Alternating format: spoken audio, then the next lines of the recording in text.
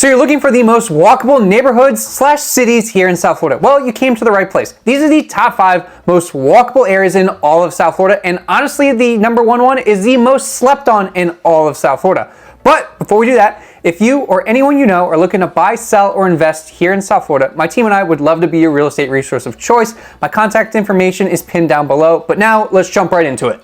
Okay, so at number 5, we have downtown West Palm. And when you think of West Palm, you think of like the larger area of West Palm, but I'm talking about specifically the downtown area. So let's talk about location-wise. You're right there on the water, so you do have everything that the Intercoastal has to offer, plus, amazing waterfront views and being able to enjoy that.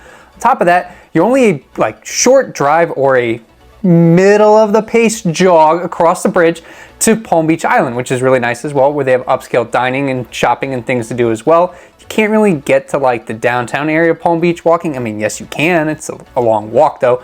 However, it's not too far of an Uber ride. Now going back to downtown West Palm and what everything downtown West Palm has to offer, it's definitely on its way to becoming the next Brickell or the Brickell of Palm Beach County. A lot of people are calling it the Wall Street of the South, with more and more financial institutions moving here. So with that being said, there's a lot of development going on. There's a lot of different things, whether it be office buildings, places to hang out with dining, shopping, and entertainment, kind of like mixed use areas, as well as residential towers that are going up as well.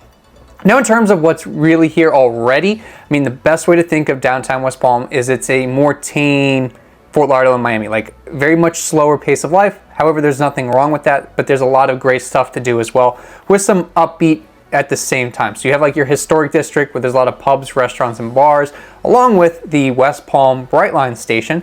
And then on the other side, you have kind of the waterfront area that's right there on the water. So there's a green space, an amphitheater, and then you also have Clematis Street. So for the most part, downtown West Palm does kind of revolve around Clematis Street, and on Clematis Street you have everything that you could really want to do. It's the main spot to be. So restaurants, and along with your bars and your nightlife. So there's a good nightlife scene, nothing too crazy, but you do have a couple cool rooftop bars and things like that, on top of some dining options. You have everything from your quick service stuff like Bodega to more upscale dining, along with some, nice chains like Lenora's as well as Rocco's Tacos. At number 4, we have downtown Delray. And honestly, downtown Delray and Delray in general are really slept on. They're in a clutch location, so let's talk about that. Right in between both Boca as well as Boynton, and you're right there close to the beach as well. So when you talk about downtown Delray, it's right there on Atlantic Avenue, on the east side of Atlantic Avenue. So you're a little bit further east than 95, and that's where everything's really happening. There's all the shopping, dining, entertainment that you could want right there on Atlantic Avenue, plus you're really close to the beach as well.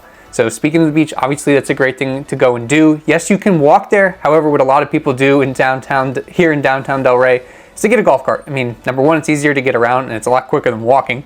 Number 2, you can park it a lot easier as well. Plus, it's kind of fun to drive a golf cart. Would you rather drive a golf cart or would you rather drive your car? Yeah, a golf cart. But on top of that, there's a lot of things to do in downtown Delray. So you have the shopping aspect of it. You have art galleries, you have restaurants, you have bars. Not really any nightclubs. There is Throw Social, which I guess is close, as well as Tin Roof, but it's not necessarily the same. On top of that, there's a lot of community events that happen on Atlantic Avenue as well. So they have art festivals, they have a green market, as well as a car show as well. So there's a little bit of everything and anything for everyone in downtown Delray. Plus, it's extremely walkable at the same time. It's a little bit calm, and you're not too far from Boca if you love Boca as well, but you don't want to pay the Boca prices. You experience everything downtown Delray has. You could also hop over to downtown Boca as well as to Meisner Park as well. At number 3, we have Midtown in Miami. And honestly, this one probably has the most clutch location of every city / neighborhood on this entire list. Location-wise, you're literally in the heart of everything. So you have Midtown, then you're right there next to Edgewater. You're also a stone's throw away from Wynwood. You're right near the Design District, not too far from downtown Miami. You're also not too far from Brickell, and you're pretty close to Miami Beach. With all that being said, obviously you can't walk to each one. I know this video is the most walkable cities / neighborhoods. However, you can walk to most of them. You can walk to both Edgewater and Wynwood. If you're really feeling ballsy, you could technically walk to the Design District. It's just a far walk. With that being said, though, you can get around pretty easily, whether a lot of people just have the electric scooters, which are fun, or you can get an Uber. On top of that, once you get closer to downtown, you could also take the Metro Mover. So a lot of opportunities with that. And then when it comes to things to do and walk around there in Midtown, everything is right there.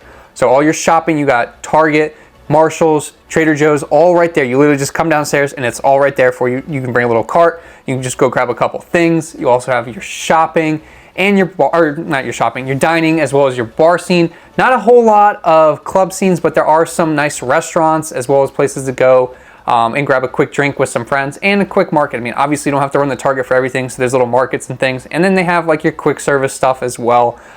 So anything that you need is right there. Plus, I mean, location-wise, I'm going to keep going back to it. You can't beat it, especially for the price. Plus, you have some amazing views from some of these buildings out east. You can see pretty much all the way through Miami Beach into the ocean, and then you don't have to pay Miami Beach prices, which is really nice.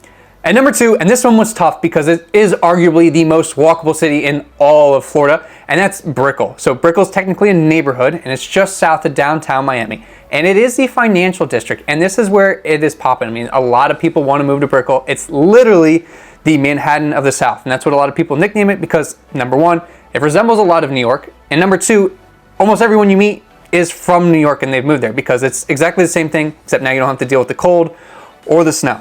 So with all that being said, there's a lot of different things that you can do in Brickell. They probably have the most things that you could really do. So you want to go to the mall, there's Brickell City Center. You want to go to the movies are at the mall. You want to go play mini golf, there's mini golf at Brickell City Center. All right, maybe you want to go grab a drink with some friends. You can head to one of the numerous restaurants all around Brickell, or you can head to Mary Brickell Village, which has a ton of options as well. Okay, maybe you're more in the mood for a drink or maybe the nightlife. All your nightlife's right there as well, along with some of the most famous restaurants in all of Miami, like Komodo, as well as Sexy Fish and Bad Bunny's Gecko. Okay, maybe you want something a little bit different. You want to go grab a drink at a rooftop bar? They have those as well. Oh, wait, never mind. You want to go to the pool?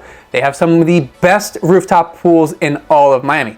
On top of that, there's also the Underline. So if you want to do something outside and be active, number 1, people are always at the Underline, which is like Miami's best way to put it is like a park / trail for people to go and exercise. It's right underneath the Metro Mover, which is free to get around all of Brickell as well as downtown Miami. But underneath it, there's like a basketball court, areas to stretch, areas to run. So it kind of makes it feel a little bit suburban while also being in a big city. Or if you're looking for something a little bit more scenic, you could run along the Riverwalk along the Miami River, which is a ton of fun as well. And now at number 1, and probably the most slept on walkable city in all of South Florida, we have to go with downtown Fort Lauderdale. And I know what you're thinking, downtown Fort Lauderdale, are you serious? But hear me out. So location-wise, you're in the heart of everything. So in downtown Fort Lauderdale, right there off of Las Olas, right near the end of Broward as well. And you're close to both the beach as well as Flagler Village and Victoria Park. So speaking of Flagler Village, for people who aren't familiar, Flagler Village is like Fort Lauderdale's version of Wynwood. Yes, it is hipster and they have the art and everything going, but it's not yet there on the same level as Wynwood. But a lot of the same themes, like little hole-in-the-wall bars, different art galleries, things like that, things to go and explore, and it's a little bit different from that of downtown. With that being said, you're also right there near downtown.